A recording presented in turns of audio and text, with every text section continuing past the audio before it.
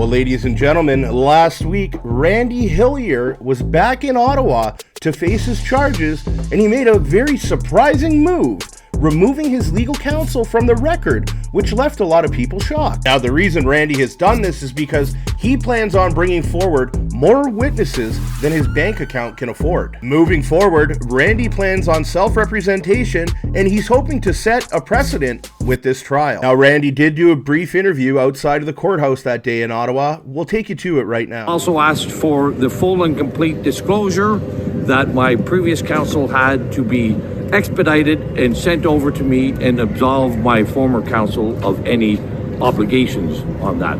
But I think first and foremost what needs to be said is the administration of law, our courts, those were all designed, created, and built to be shields for people. They were shields to protect our freedoms, our civil liberties, and our properties. What has become exceptionally obvious, the court system has been distorted and problematic for many decades. However, during COVID, we have seen the law is no longer a shield for people. The law is now a sword wielded by government and the crown to shred and rip apart our freedoms and our civil liberties. I'm going to defend myself in a court of law, and I'm going to use the law as a shield.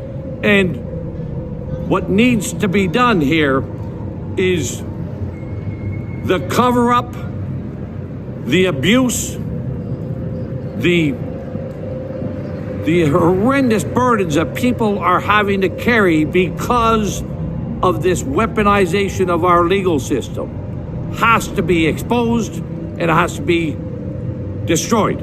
What in a court of law, you never know for certain what the verdict will be. But there was one certainty with my prior defense strategy, in that I would be bankrupted, my family would be impoverished, my wife and I of 43 years would be homeless if I continued on that defense strategy.